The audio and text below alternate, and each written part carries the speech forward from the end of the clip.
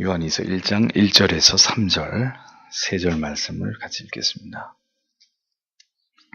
장로는 택하심을 입은 부녀와 그의 자녀에게 편지하노니 내가 참으로 사랑하는 자요 나뿐 아니라 진리를 아는 모든 자도 그리하는 것은 우리 안에 거하여 영원히 우리와 함께할 진리를 인함이로다. 은혜와 긍휼과 평강이 하나님 아버지와 아버지의 아들 예수 그리스도께로부터 진리와 사랑 가운데서 우리와 함께 있으리라. 아멘. 기도하겠습니다. 아버지 하나님, 주의 은혜 가운데 또 3일을 지내고 이 밤에 또 하나님의 말씀 앞에 머리를 조아리게 하심을 감사합니다. 하나님과 우리 사이에는 결코 넘어서도 안 되고 넘을 수 없는 경계선이 있었지만 사탄 마귀는 그 선을 넘어서 하나님처럼 되라고 속삭였고 인간은 결국 그 꾀임에 넘어가고야 말았습니다. 그 이후로 지금까지 사탄은 우리의 분수를 지키지 못하도록 우리가 마땅히 품어야 될 것보다 더 많은 것들을 품고 생각하고 욕심내게 하고 그것에 집착하게 함으로 하나님께로부터 멀어지게 하려고 하는 그 유혹을 우리 안에서 끊이지 않고 있는 것을 봅니다. 자족하고 만족하고 감사하지 않으면 계속 그 선을 넘게 만들고 과욕을 부리게 하고 우리가 가진 것보다 더 많은 것들을 가지려고 하는 욕망 앞에 우리는 무너지고 또 무너지고 그 유혹에 우리의 마음을 빼앗겨 하나님을 신실하게 신앙하지 못한 채로 우리 인생의 많은 시간들을 허비하는 그런 하나님 참혹한 죄악을 또 범할 수 있는 것이 우리 자신인 것을 고백합니다. 부디 하나님, 우리의 높아진 마음을 이 시간에도 낮추어 주시고 하나님이 주시는 것으로 자족하고 감사하며 그 이상의 품지 말아야 될 것을 품지 않고 늘 겸손히 하나님 앞에 주신 것으로 감사하며 그러나 영원히 부유한 자 되기 위하여 더 하나님 앞에 분투하며 그렇게 의미 있게 우리 인생을 살아가는 지혜로운 자들이 되게 하옵소서. 오늘도 말씀을 펼치고 이 시대에 우리에게 주실 하나님의 말씀을 우리에게 알려주실 때 우리 모두가 마음의 눈과 귀가 열리게 하셔서 하나님의 말씀을 잘 분별하여 이해하고 또 마음에 새기도록 하나님께서 도와주시옵소서. 염려하거나 부질없이 근심하지 않고 모든 것을 하나님께 맡기고 하나님이 이끄시는 대로 인도하시는 대로 주의 은혜 가운데서 하루하루를 살아가는 지혜로운 하나님의 백성들 다 되도록 하나님 도와주옵소서. 이 시간에도 우리에게 은혜 주시기를 원하오며 예수님 이름으로 기도드립니다. 아멘.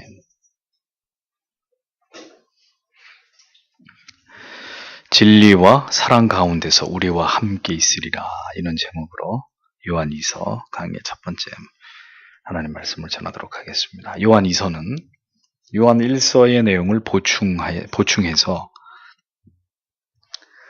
역시 성도들의 사랑의 실천에 대한 권면과 또 영지주의 이단의 이 거짓 교사들에 대한 강력한 경계의 말씀을 담고 있는 것을 볼 수 있습니다.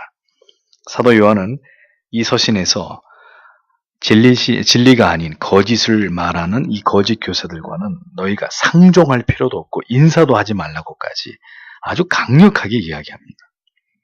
이런 권고의 내용을 보면 초대교회 당시에 거짓 교사들이 얼마나 악한 영향을 미치고 있었고 교회 안에 그 피해가 얼마나 심각했는지를 짐작할 수 있습니다. 그때나 지금이나 교회의 가장 큰 적은 누군지 아세요?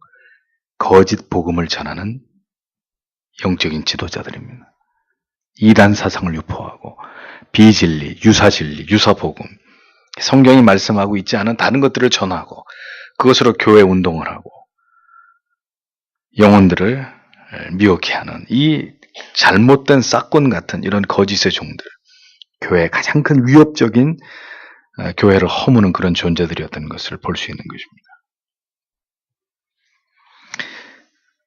그러면서 신자는 절대로 이러한 유사진리, 거짓복음, 성경에 벗어난 사상에 대해서는 철저하게 분리되어서 선을 긋고 상종도 하지 말라고. 그 근처도 갈 필요가 없이 그런 것들, 진리가 아닌 것들하고는 완전하게 결별해야 된다는 것을 계속해서 요한 1서에서 다루어 놓고 그걸로도 부족해서 또다시 보충해서 이 똑같은 주제를 하지 않으면 안 되었을 만큼 이 주제가 교회 안에서, 초대교회 안에서 매우 중요하게 다루어졌던 주제라는 것을 다시 강조하고 있는 거죠.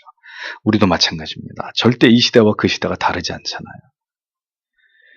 거짓을 말하고 가르치는 자들을 성경이 이와 같이 극도로 경계하라고 말씀하면서 성도에게 강력하게 경고하고 있는 것을 볼 때 건강한 교회들이 그렇지 않은 변질된 교회들과 거짓 복음을 전하는 목회자들의 가르침에 대해서 정면으로 비판하고 그 정체를 폭로함으로 성도들로 하여금 미혹에 빠지지 않게 해야 되는 이 일은 초대교회나 지금이나 이 바른 진리를 수호하는 교회와 목회자들에게 중요한 사명인 거예요. 여러분 중에 이제 여러분 가운데는 없겠지만 일부 이제 이런 굉장히 비판적인 말씀을 듣는 경우에 성도님들 오해를 하십니다. 왜 자꾸 그렇게 다른 교회를 비판하느냐? 다른 이런 이렇게 잘못된 진리 운동을 하는 목회자들을 왜 같은 목사가 비난을 하느냐? 이런 말씀들을 하시는 경우가 있습니다. 과거에. 그럼 모르시는 말씀이에요. 성경이 그거 하라 그랬잖아요. 그럼 뭘 저 교회가 잘못 전하고 있고 저런 목회자의 저런 설교가 왜 잘못되는지, 왜 펠라기우스적이고 알미니우스적이고 소시니안적이고 이런 여러 가지 교리를 근거해서 뭐가 잘못되는지를 낱낱이 얘기해서 따라가지 말아라. 저런 말씀은 진리가 아니다. 그 역할도 교회가 해야 될 역할이기 때문입니다. 사도가 그 역할에 이렇게 충실했듯이 그 목회자가 그렇게 해서 교회와 성도들을 보호하는 것도 주께서 주신 사명이기 때문에 그렇게 하는 거예요. 다른 사람을 비난해서 내가 더 우월해지려고 하는, 절대로 그런 것이 아니라, 자, 그렇게 해서 이것을 계속 사도가 폭로하면서 경계하라 계속 얘기하는 것입니다. 우리가 왜 마지막 때에 바른 복음과 진리를 전하지 않는 교회들과 목회자들에 대해서 올바른 분별력을 가져야 되는지는 성경이 우리에게 분명하게 말씀하고 있는 바이기 때문이라는 거예요. 하고 싶지 않아요. 목회자도. 지금 도로트 신조 자체가 근데 뭡니까? 알미니안주의자들을 공격하는 내용이잖아요, 다. 그러니까 어쩔 수 없는 거예요. 진리의 사명은 진리를 수호하기 위해서 비진리를 폭로하고 공격하고 그렇게 해서 무력화시키는 것이기 때문에 해야 되는 일이라는 거죠. 그래서 요한은 먼저 성도들에게 인사말을 전하고 있습니다. 뭐라고요? 1절과 2절에 보면 장로인 나는 선택받은 부인과 그 자녀들에게 편지를 씁니다. 나는 여러분을 진정으로 사랑하며 나뿐만 아니라 진리를 아는 모든 사람이 여러분을 사랑합니다. 그것은 우리 안에 머물러 있고 또 영원히 우리와 함께할 진리이기 때문입니다. 이렇게 번역이 됩니다. 사도 요한은 다른 사도들이 서신에서 자신을 사도로 이렇게 바울처럼 자기를 사도라고 소개한 것과는 달리 여기서는 간단하게 장로라고 자기 자신을 표현하고 있죠. 장로라고 번역된 헬라어 자켄이라는 이 단어의 어원은 턱수염을 가리킵니다. 턱수염. 그러니까 어떤 거예요? 나이가 지긋이 있어서 연세가 이렇게 지긋이 있으신 연장자, 교회 안에서 처음에는 연장자를 부르는 그런 말이었는데 이제 시간이 지나면서 점차 성경 안에서 성도를 지도하는 특정한 사명과 역할을 수행하는 직분과 사람을 가리키는 말로 그렇게 제도화됐죠. 장로라는 말. 요한이 여기서 자신을, 그러니까 모세 시대 때도 장로가 있었던 거죠. 근데 그분들은 원로들이라고 봐야 되는 거고, 신약 시대 이후의 장로는 교회 안에서 특별한 기능을 수행하는 사람, 직분자로서의 장로, 그런 의미가 됐다는 겁니다. 요한은 택하심을 입은 부녀와 그의 자녀라고 수신자를 적고 있습니다. 자기가 발신자이고 장로인 나 요한이 발신자고 수신자는 택하심을 입은 부녀와 그의 자녀다. 이렇게 적고 있어요. 그래서 얼핏 보면 특정한 성도만 의미하는 것으로 보여지는데 택하심을 입은 부녀와 그의 자녀, 여자분들과 자녀들만 뜻하는 것이 아니라 초대교회 성도 모두를 이렇게 상징적으로 이렇게 표현한 것이라고 그렇게 이해해야 될 것입니다. 그들에게 자신은 그들을 진정으로 사랑한다라고 말하면서 나뿐만이 아니라 진리를 아는 모든 사람들이 그대들을, 초대교회 성도들을 사랑하고 있다고 이렇게 사도가 고백을 합니다. 진리 때문에 예수 때문에 믿음의 지체들과 그 누구보다도 더 친밀한 사랑을 나누게 된 가족이 되어버린 사람들. 그들이 누구라는 거예요? 신자라는 거예요. 신자. 사도 요한은 이렇게 그의 편지의 인사말 속에서 이렇게 예수 때문에 지극히 사랑하는 존재가 되어버린 사람들, 그들이 성도들이다라는 표현을 절절히 담아내고 있습니다. 성도는 이렇게 그리스도 안에서 지체라는 개념의 의미를 보다 깊이 이해하고 그리고 경험하고 그것을 실천하는 사람들이어야 한다는 겁니다. 신자가 된다는 것은 전에도 말씀드렸어요. 예수 안에서 동일한 신앙의 고백을 가진 많은 가족을 만나게 되고 얻게 되는 것을 의미한다고 했습니다. 남이 아니에요. 성도 여러분, 옆에 이렇게 앉아 계시는 성도님들, 가족 말고 성도님들, 남이 아니라고요. 그냥 교회 가서 만나는 사람들이 아니에요. 그리스도 안에서 여러분들은 예수의 피로 동맹을 맺은 가족 이상의 우리 몸의 한 부분이란 말이죠. 지체란 말입니다. 예수를 믿는다는 것은 그리스도 안에서 많은 가족을 내가 얻게 된다는 걸 뜻하는 것이다. 분명한 성경적인 개념입니다. 우리는 분명히 사도신경의 고백을 통해서 뭐라고 고백합니까? 주일마다 성도가 서로 교통하는 것과 서로 사랑하고 연합하고 교제하고 우리는 그것을 믿는다. 그렇게 되어야 된다는 것을 믿는다. 그게 합당한 하나님의 교회 성도라는 것을 믿는다라고 고백하잖아요. 그러니까 고백은 그렇게 하고, 성도들이 뭘 어떤 문제가 있든 말든 나는 내 할 바 아니다. 그건 전혀 이율배반적인 거잖아요. 그러므로 한 사람의 그리스도인의 그 회심이 진정한 것이고 그의 믿음이 분명한 것이라면 지체들과 그리고 목회자와 더불어서 모든 것을 함께 나누고 서로를 위해 기도해주고 권면해주고 위로해주고 때로는 권면해줄 수 있는, 그래서 진정한 사랑을 실천하고 표현하는 사람들이 되어야 된다는 거예요. 그 사람들이 성도들이라는 것입니다.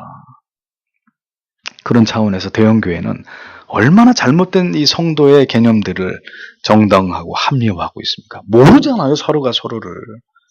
같은 구역 안에 있는 사람들이나 알지, 자, 몇백, 몇천, 몇만, 어떻게 아냐고요, 교회 안에 성도가 서로를. 잘못된 교회의 구조라는 것입니다. 오늘날 교회가 성경이 말씀하고 있는 초대교회의 정신을 진정으로 계승하기를 원한다면 교회 안에 이렇게 팽배해 있는 지극히 이기적이고 개인주의적인 이런 모든 모습들 다 타파해야 합니다.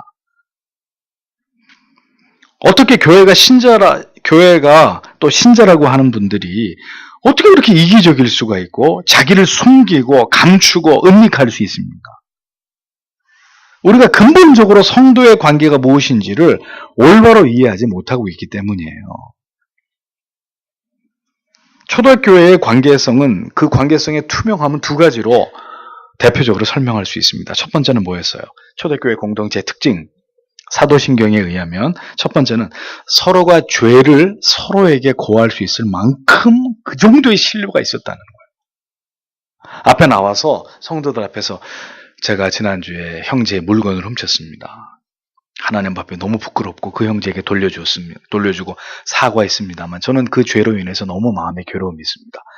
그럴 때 뒤에서 저 진짜 집사 아주 못된 사람이네, 저 아주 인간성이. 그러지 않고 모두가 함께 그 형제가 앞에 나와서 공적으로 죄를 고백할 때 눈물을 흘리면서 마치 내가 그 죄를 지은 것처럼 그 형제의 그 신앙이 회복되길 위해서 하나님이 그에게 긍휼을 베풀어 주시기 위해서 함께 기도했다는 것이죠. 여러분, 가족이 그러면은 비난하겠어요? 그렇게 서로에 대한 그 유대와 사랑이 탁월했다는 거죠. 그게 초대교회를 대표하는 어떤 그 교제의 모습이었습니다. 두 번째는 뭐였어요? 아무도 자기의 것을 자기의 것이라고 자기의 소유권을 주장하는 사람들이 없었다는 겁니다. 그럼 어떻게 했어요? 모두의 필요에 따라서 나눠주고 공유했어요. 그렇게 해서 섬기는 아름다운 공동체의 모습을 보였다고 사도행전이 증언을 하죠. 그러니까 초대교회가 지향했던 성도의 교제의 폭과 깊이와 넓이가 우리의 그것과 얼마나 큰 차이를 보이고 있는지를 단적으로 보여주는 것입니다. 우리 이거 회복하지 못하면 우리 교회라고 말할 수 없어요. 우리 공동체, 지체라는 말을 할 수 없어요. 우리가 상당 부분 더 하나님의 크신 은혜를 경험하고 그 사랑을 체험하면서 우리가 더 한층 어떤 면에서 더 이 초대교회를 닮아가기 위한 이 투명성, 이 사랑, 이 신뢰, 이런 것들을 우리가 더 수위를 높여가지 않으면 우리는 정말 하나님 앞에 섰을 때 부끄러울 수밖에 없는 그런 교회와 지체가 될 수밖에 없는 겁니다. 초대교회 성도들이 자신들의 사생활이 침해당했고 그로 인해 수치심을 느끼고 그래서 지체들 간에 벽을 만들고 담을 쌓는 일들이 있었겠습니까? 있을 수 없는 일이었어요. 그런 일을 하려고 하니까 과감하게 하나님이 죽여버린 거예요. 누구를요? 아나니아와 삽비라를. 그럴 수 없거든요. 그렇게 해서는 안 되거든요. 누구든지 소유의 개념을 허물어버리고 함께 나누면서 그 어려운 날들을 믿음으로 돌파해 가고 있는데 밭을 팔아가지고 in my pocket 하고 하나님 앞에 자 이렇게 되면 초대교회가 어떻게 되겠어요? 순식간에 붕괴돼 버리는 거예요. 하나님이 죽여버리는 거예요. 그만큼 엄밀했습니다. 이건 목숨 걸고 지켜야 되는 거였어요. 하나님의 나라와 의를 지키기 위해서 이 공동체의 진정성을 지키기 위해서는 그들을 죽인 건 불가피한 조치였습니다. 그것을 만약에 허용하면 공동체 이 지체된 이 개념 자체가 와해돼 버릴 수 있었기 때문에 그러니까 뭐 네 거, 내 거 이런 개념은 초대교회 안에 존재할 수 없었던 거죠. 벽을 쌓고 담을 쌓고 속인다는 거 절대로 허용할 수 없었던 그것이 초대교회의 공동체였습니다. 성도 간의 교제였습니다.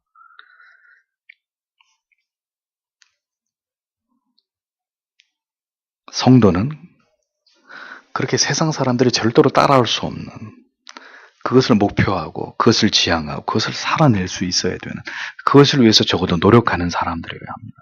그래서 성도의 교제만 봐도 누가 불신자들이 이 교회 안으로 들어와서 이렇게 여기 교회 다니는 사람들이 어떻게 살아가나 어떻게 서로 사랑하고 교통하고 교제하나 그 교제만 봐도 그들이 그리스도 안에서 진실로 회심한 사람 진정한 그리스도의 사랑을 머금고 있는 공동체인지를 알 수 있는 그런 것이 되어야 한다는 거죠.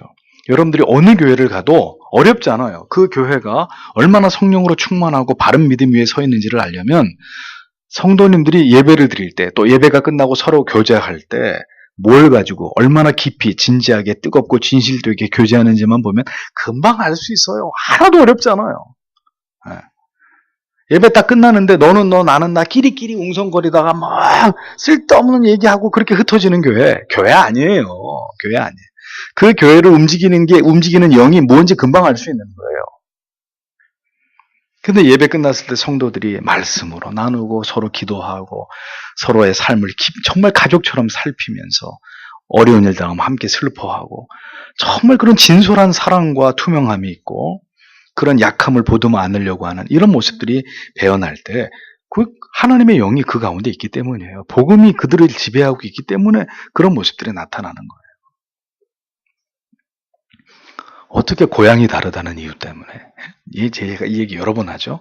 정치적 성향이 다르다는 이유 때문에 교회 안에서 이렇게 편을 가르고 싸워요. 여당, 야당, 호남 쪽 이건 말이 안 되는 거예요. 이거는.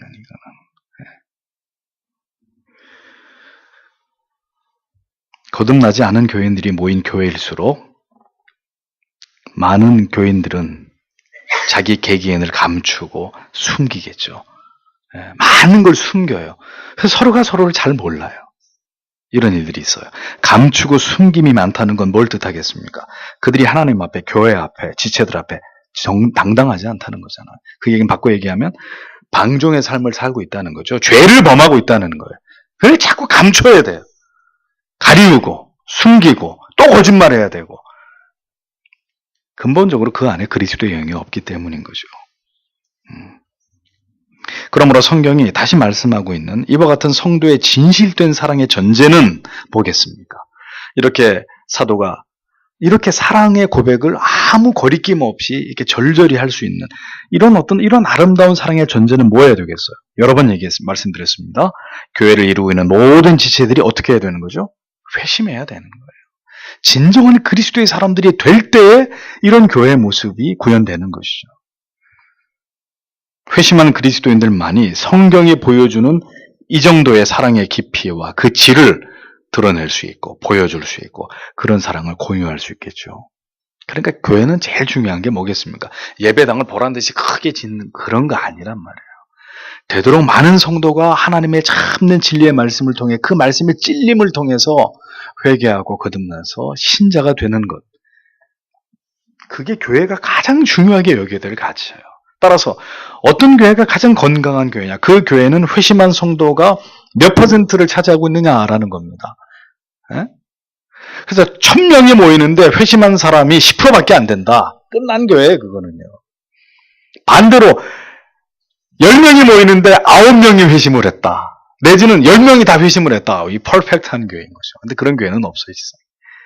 근데 그렇게 수가 중요한 게 아니라 정말 그들이 대부분이 거듭나지 않았다 할지라도 회심을 위해서 진력하면서 하나님의 긍휼과 자비를 구하고 있는 이런 교회라면 정말 주님이 보실 때 기뻐하는 교회예요. 응? 예배당도 없고 성도님 수도 얼마 안 돼도 그 모든 구성원 한 사람 한 사람이 복음의 가치를, 진리의 가치를 알고 신자됨의 가치를 알아서 뭘 지향하고 무엇을 목표하면서 뭘 위해 살아야 될지를 정확하게 알고 모두 그것을 지향하면서 그것을 향해 나아가고 있을 때 그 교회는 아름다운 지상 위에 세워진 정말 그리스도의 보혈 위에 세워진 아름다운 교회라고 말할 수 있다는 겁니다. 그렇지 않으면 다 빛 좋은 개살구들인 거예요.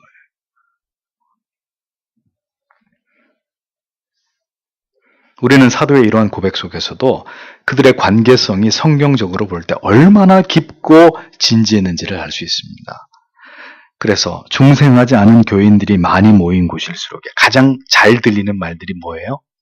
나 상처받았어. 아무개 때문에. 또 나 시험 들었어. 누구 말 때문에. 누가 툭 나한테 내뱉은 말. 나 시험 들었어. 이런 말들. 다 싫어. 아무도 꼴 보기 싫어. 다 보고 싶지 않아. 누가도 말하고 싶지 않아. 이런 말들이 어디서 나와요? 교회에서 툭툭 튀어나오는 거예요. 교회에서.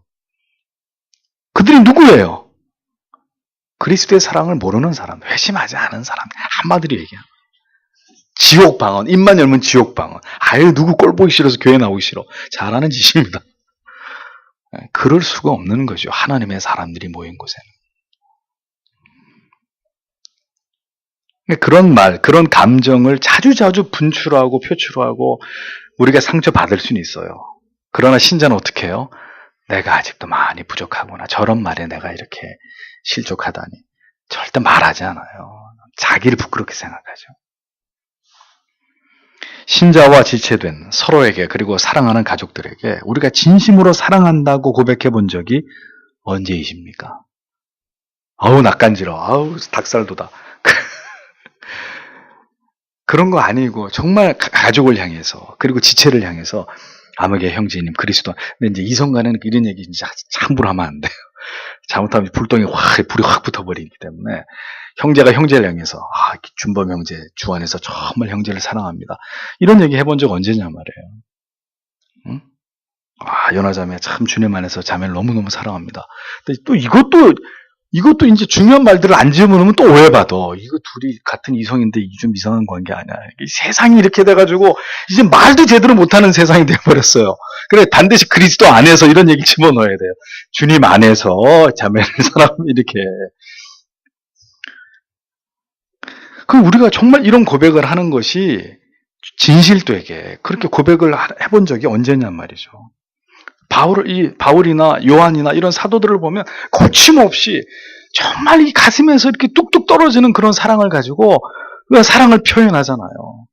그게 만약에 가식이라면은 정말 끔찍한 거지만 정말 그 사랑을 이렇게 표현하고 이렇게 말할 수 있다는 거, 그 속에 정말 사랑이 가득 차 있다는 거잖아요. 우리가 정말 이런 것들을 지향해야 된다는 것입니다. 우리는 이렇게 진정으로 그리스도 안에서 사랑하는 지체들에게 사랑을 고백하는 일이 있어서 좀 인색하고 이런 고백을 아끼는 경향이 있어요. 그럼 이렇게 말씀하시겠죠. 제가 성격이요. 조금 제가 성격이 낯가림이 심하고 좀 이런 문제가 있어서 그렇습니다. 그것도 안 돼요. 그것도 그리스도 안에서 우리가 그런 면도 부서지고 무너지고 깨져서 뭐 성격의 문제, 낯가림의 문제가 아니라 그리스도의 사랑으로 그렇게 할 수 있는 그런 우리가 되어야 되는 거죠. 그 속에 그리스도의 사랑이 정말 흘러넘쳐서. 근데 그런 것들을 잘 못한다는 것은 둘 중에 하나죠. 사랑이 심각하게 고갈되어 있든지 아니면 아예 처음부터 없었든지. 정말 우리가 생각해 봐야 될 문제입니다. 신자는 결코 이기적이거나 개인주의적일 수 없습니다. 내가 싫으면 그냥 모임도 거부해버리고 뭐 예배도 안 나가버리고 대화 자체도 거부해버리고 이런 인격과 태도를 가지고 서로를 대해서는 안 되는 사람들이에요. 이 안에 예수가 있으면 그렇게 할 수가 없어요. 진정한 그리스도인들은 모든 걸 함께 합니다. 그렇게 해서 그것이 흉이 되고 허물이 되고 말이 될까 염려하지 않는 사람들이에요. 뭔가 마음에 있는 얘기를 해놓고도 돌아서서 저 집사님이 또 저 집사님한테 얘기하고 결국 목사님 귀에 들어가가지고 이렇게 되면 어떡하지? 이런 것 때문에 스트레스 받지 않아요. 그게 그 흉볼 일이고 아니 우리는 뭐가 얼마나 그렇게 잘났길래요. 기도해 줘야 되고 그게 연약함이고 다 그런 것들을 가족이라면 덮어주잖아요. 그리고 아파하잖아요. 안타까워하고. 그게 교회이고 성도라는 것이죠. 회심을 하지 않은 성도가 많을수록 그 교회는 어떻게 됩니까? 당을 짓고 팔을 나누고 끼리끼리 쑥덕쑥덕 이런 추악한 모습들을 그대로 가지고 있을 수밖에 없습니다. 그럼 그곳은 교회라고 말할 수 없는 거예요. 사도는 자신만 이렇게 성도들을 사랑하고 있는 것이 아니라 모든 사람들이 그렇게 그들을 향한 사랑을 표현하고 있다고 고백하고 있습니다. 그들은 누굽니까? 그들은 누구예요? 성경에 진리를 아는 모든 자들이라고 했습니다. 그들의 가슴 속에 진리가 사무쳐 있는 사람들, 예수 그리스도의 십자가의 복음이 사무쳐 있는 사람들, 참된 회심을 통해서 벅찬 구원의 감격과 그리스도의 은혜와 하나님의 사랑에 대한 감사와 감격이 있는 사람들, 그렇습니다. 그렇게 참된 신자들만이 진실로 사랑할 수 있고 용납할 수 있고 덮어줄 수 있고 서로를 그리워할 수 있고 아낌없이 나눌 수 있는 신자가 되는, 명실상부한 신자가 되는 거예요. 사도 요한이 그렇게 돼야 된다. 이 짧은 인사말 안에 이런 것들을 다 내포하면서 이 두 가지를 또 얘기하는 거예요. 이단의 가르침을 멀리해라. 요한 1서에서 강조한 것처럼 서로 이렇게 긴밀하게 그리스도의 사랑으로 사랑해라. 이 주제를 이미 인사말 안에도 이런 메시지를 다 집어넣어서 그가 표현하고 있는 거예요. 그 내용이에요. 그렇기 때문에 성도 여러분, 택자와 불택자는 함께 갈 수 없는 것입니다. 왜요? 그들은 생각과 삶의 방식이 다르고 가치관이 다르기 때문에 영이 다르잖아요. 하나님의 사람들은 공개하고 드러내고 함께 아파하고 기도하기를 원하는 사람들이고 하나님의 사람이 아닌 사람들은 감추고 숨기고 속이고 거짓말하고 드러내지 않고 그러면서 죄 가운데 은밀하게 머물러 있고 어떻게 진정한 교제가 돼요 그게 어떻게 에? 어떻게 참된 믿음을 가진 사람과 그렇지 않은 사람이 뭐가 그 통하는 게 있을 수 있어요. 아무것도 통하지 않아요. 어떻게 그런 사람이 한 지붕 안에서 살아요? 부부로? 불가능한 얘기잖아요, 그거는.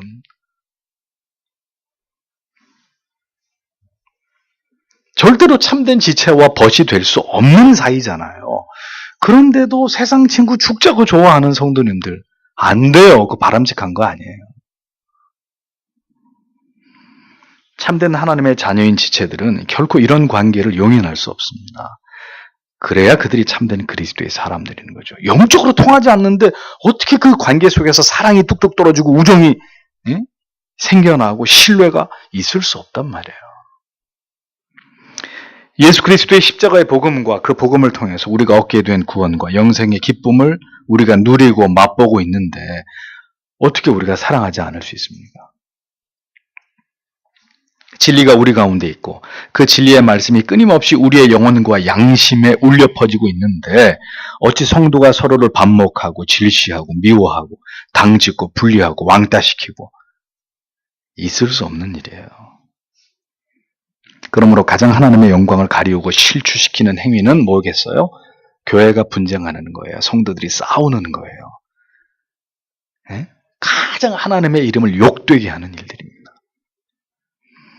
이러한 행위가 일어날 수 있을지라도 고린도 교회처럼 일어날 수는 있어요. 이 죄인들이 모인 곳이기 때문에. 그럼 어떻게 해야 돼요? 하나님 말씀이 떨어졌을 때 즉시 그 상황이 진리 때문에 수습되고 다시 화목과 화평을 이루고 화해하고 화목하고 그렇게 돼야 되는 거예요. 깨어질 수는 있어요. 잠시 틈이 벌어지고 금이 갈 수 있어요. 근데 신자는, 진정한 교회는 빨리 수습이 돼요. 다시 붙는단 말입니다. 그 교회됨을 증명하는 거예요. 그리스도의 지체됨을 드러내는 것입니다. 그런데 아예 그냥 딱 나누어가지고 서로 딱 작심을 하고 뱀이 또아리 틀고 서로 싸우려고 하듯이 그렇게 교회가 뿔뿔이 이렇게 나눠져 있다. 끝난 거예요. 그 교회는 그러면. 성도는, 교회는 그곳에 영원히 하나님의 진리의 말씀이 머물고 있고 그 진리의 모두가 통치를 받고 있음을 세상에 보여줄 수 있는 유일한 곳이고 유일한 무리들입니다. 그 성도라는 사람들은. 그것이 성도와 교회의 정체성이고 가치입니다. 그것을 지켜낼 수 없는 곳이라면 그리스도의 교회도 지체라고도 말할 수 없는 거예요. 계속 이런 어떤 문제가 생기더라도 깨어있는 교회, 깨어있는 성도는 계속 그 하나됨을 지켜가려고 부단히 애를 쓰게 되어 있습니다. 그 깨어져 있다는 게 너무 불편해서 내가 미안해, 내가 잘못했어. 그러니까 자기가 그렇게 하고라도 다시 끌어안고 하나가 되려고 하는 이런 영혼들, 이런 마음을 가진 사람들, 그들이 모여있는 곳이 진정한 교회인 거예요. 응? 편을 나눠가지고 막 싸워, 막 육두 문자까지 막 쓰고 막 갈 때까지 가는 교회란 말이에요.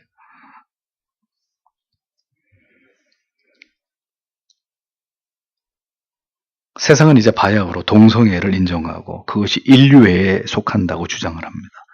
모든 차별을 금지하고 인간의 모든 자율과 다양성을 받아들이고 인정할 것을 요구합니다. 이것이 바로 포스트 모던 시대 정신임을 보여주죠. 그러나 그것은 진정한 사랑도 박애도 아닙니다. 세상은 그렇게 사랑의 가치를 왜곡시키고 그릇된 인류애로 모든 도덕과 윤리의 보편적 고상한 가치들을 다 부정하고 추악하고 혐오스럽게 만들어가고 있습니다. 신자는 그러한 세상에 맞서서 동성애들을 끌어안고 그게 사랑이 아니라 그런 세상에 맞서서 무엇이 진정한 사랑의 가치인지, 진정한 연합과 참된 교제인지를 세상에 보여주면서 그렇게 빗나간 어그러지고 있는 사랑을 주장하는 사람들과 맞서는 이 거룩한 예수의 사랑으로 그런 뒤틀린 사랑을 합리화하는 사람들과 맞서면서 그 사랑을 그들에게 뿜어낼 수 있는 그런 곳이어야 한다는 거죠, 교회는. 누구도, 심지어 원수라도 사랑할 수는 있지만 결코 예수 밖에서, 진리 밖에서는 사랑할 수 없음을 이제는 세상에 드러내고 보여주고야 하는 사람들이 신자들이 되어야 하는 데입니다. 자, 그러한 가치와 삶을 지향할 힘이 어디에서 나오는 것이냐? 3절을 보겠습니다. 하나님 아버지와 아버지의 아들 예수 그리스도로부터 오는 은혜와 자비와 평화가 진리와 사랑 안에서 우리와 함께 있을 것입니다. 이렇게 사도가 이야기합니다. 보십시오. 신자의 삶을 살아가게 하는 동의는 높은 도덕과 윤리의식이 아닙니다. 준법 정신이 아닙니다. 박애 정신, 도덕운단 아닙니다. 하나님 아버지와 아버지의 아들 예수 그리스도께로부터 우리에게 공급되는 첫 번째 은혜, 두 번째 긍휼, 세 번째 평강. 역시 하나님께로부터 임하는 진리와 사랑 안에서 함께 성도가 그 안에서 함께 융합될 때 비로소 진실되게 지체들을 사랑하는 삶을 지켜낼 수 있다. 이 가치를 지금 초대교회를 향해서 장로인 요한이 인사를 하면서 그 인사말 안에 다 담아내고 있는 거예요. 우리가 어떻게 지체들을 이렇게 사랑할 수 있느냐? 하나님과 그 아들로부터 우리에게 매일같이 공급되는 하나님의 은혜와 하나님의 우리를 향하신 그 긍휼하심과 우리와 화목을 이루신 그 평강이 우리 안에 늘 흘러넘칠 때, 그리고 그것이 진리와 사랑 안에서 융합될 때, 거기서 이 폭발적인 형제사랑에 공동체의 진정한 사랑을 구현할 수 있는 힘이 나오는 것이다. 우리 안에 그것이 있어야 되는 것이다. 그 얘기를 하고 있는 거죠. 그러므로 성도는 진리 안에서 반드시 은혜와 긍휼과 평강을 경험하는 사람들이어야 합니다. 하나님이 여러분들에게 주시는 은혜를 값없이 베푸시는 은혜를 경험해야 합니다. 둘째는 하나님이 늘 여러분들의 죄를 용서하시고 불쌍히 여기시면서 여러분들을 늘 하나님의 자녀로 인정해 주시고 어떤 죄 가운데서도 여러분들을 사하시고 다시 회복시키시는 긍휼을 여러분들이 경험하고 계셔야 됩니다. 그걸 통해서 깨어졌던 하나님의 관계가 다시 회복되고 또 회복되고 더 강건해지고 더 긴밀해지는 이런 평강을, 그 평화를 여러분들이 누리고 있어야 합니다. 그것이 우리 안에 그리스도의 사랑으로 우리를 더 하나 되게 만들고 더 견고한 그리스도의 사랑으로 그리스도의 몸을 세워가게 하는 원동력이 되는 것이다 라는 걸 설명하는 거죠. 그래서 은혜를 누리고 은혜와 긍휼과 평강을 누리고 살아가는 문제는 옵션이 아니라 이걸 하나님께로부터 그의 아들로부터 우리가 얻어내지 못하면 교회는 어떻게 되겠어요?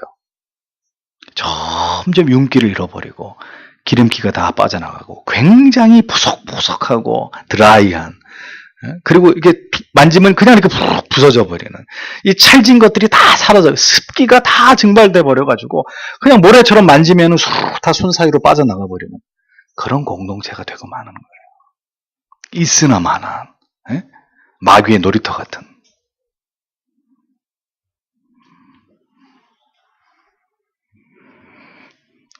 이 모든 가치는, 그래서 이렇게 그리스도의 긍휼과 사랑과 평화, 진리와 사랑, 이런 모든 가치들은 어디에서 오는 거예요? 그냥 우리가 열중셔하고 가만히 있으면 막 하나님이 이런 것들을 막 이 5가지의 가치들을 우리에게 막 쏟아 부어 주세요? 아니죠. 어떻게? 이 모든 가치는 모두 치열하게 죄와 더불어 세속과 더불어 우리의 게으른 육신과 더불어 부단히 싸우면서 지켜내는 것들입니다. 우리에게 베푸신 그 은혜와 그 언약을 기억하면서 그 가치를 바라보면서 이 육적인 모든 요소들을 잘게 하나님의 은혜로 깨트리면서 이 하나님이 우리에게 주신 지키라고 말씀하신 이 가치들을 지키기 위해서 우리 개개인이, 교회를 이루고 있는 그리스도의 몸을 이루고 있는 모든 개개인들이 경건에 진력하고 죄와 싸우면서 그 은혜의 습기를 머금고 있는 그 눈물과 그 정말 그 하나님을 향한 뜨거움들을 우리 안에 간직하고 있을 때 거기에서 비로소 성도의 사랑과 교제와 연합과 이런 모든 아름다운 것들이 나타나는 것이죠. 그러니까 그렇게 되면 안 되니까 사탄이 어떻게 하는 거예요? 개별적으로 끊임없이 우리를 공격하는 거예요. 죄를 짓도록, 죄에 무너지도록, 유혹을 통해서 경건을 잃어버리도록. 그래서 우리 개개인의 하나님과의 관계가 무너지면 오합지졸이 되는 거죠. 그때는 절대로 이렇게 하나 될 수 없는 모래알 같은 그런 존재들이 돼. 그래서 하나님의 교회가 무너지는 그런 일들이 벌어지는 것입니다. 그래서 제가 여러분들에게 말씀드리죠. 언제나 목회자는 내 자신을 목양하는 일을 가장 많이 신경을 쓴다 이거죠. 왜? 제가 무너지면 끝이. 제가 무너지면 여러분도 무너지는 거니까.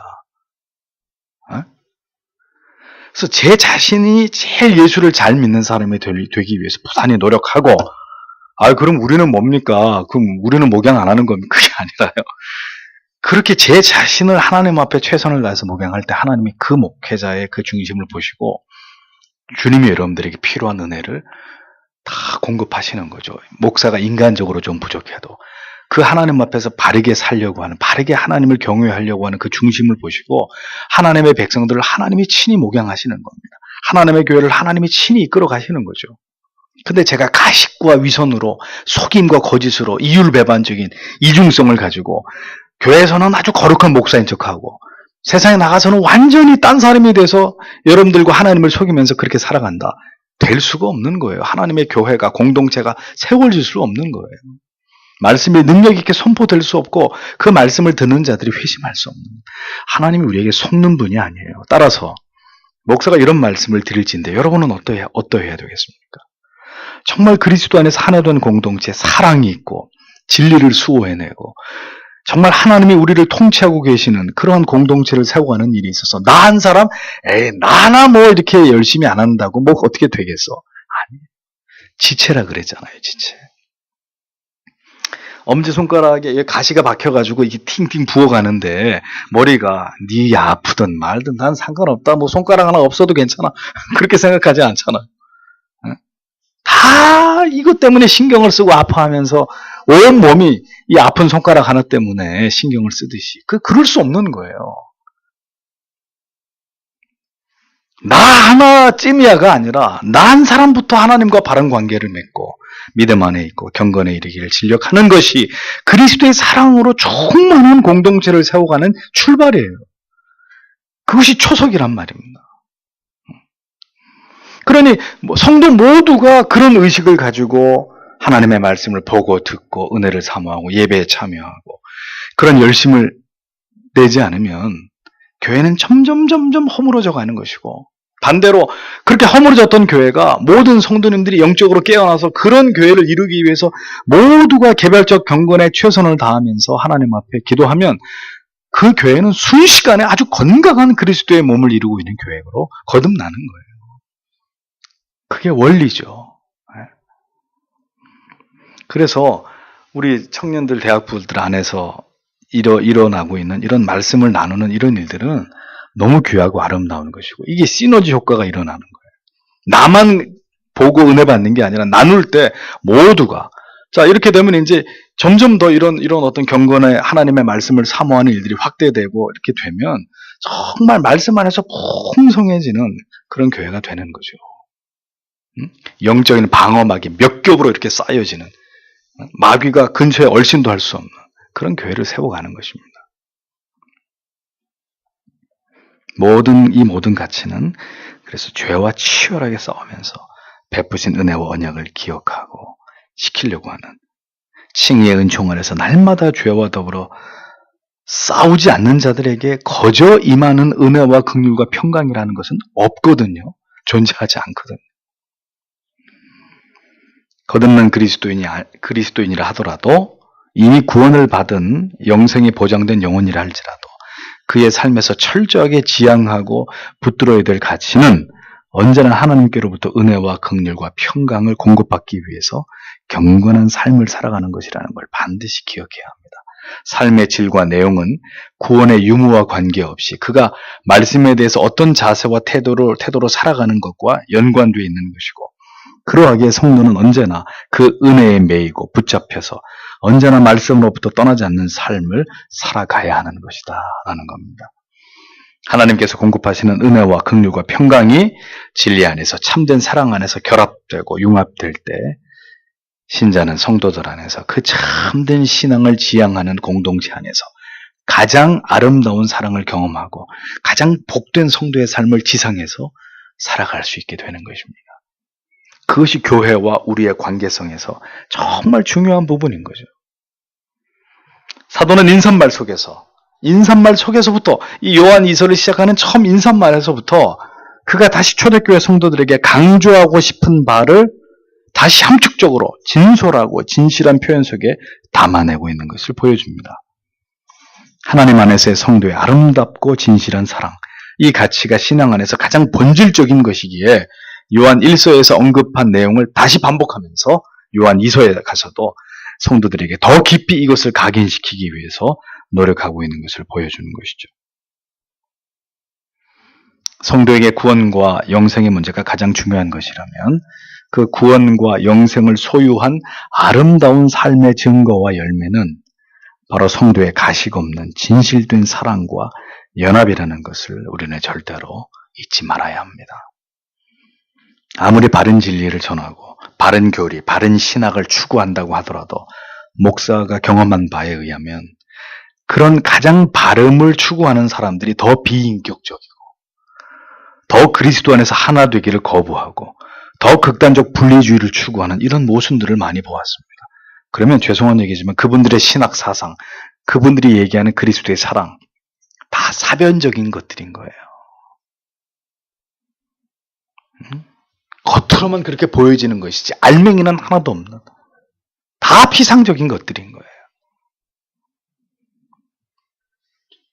가장 올바른 진리를 추구한다면 가장 따스한 가슴을 가져야 하고, 그러한 영혼의 온기는 진정으로 예수 그리스도를 인격적으로 경험한 자들 안에서 발견되는 생명이다 라는 것을 잊지 말아야 되는 것입니다. 신자는 그렇게 신자의 삶을 살아가고 있음을 보여줄 수 있어야 됩니다. 세상에.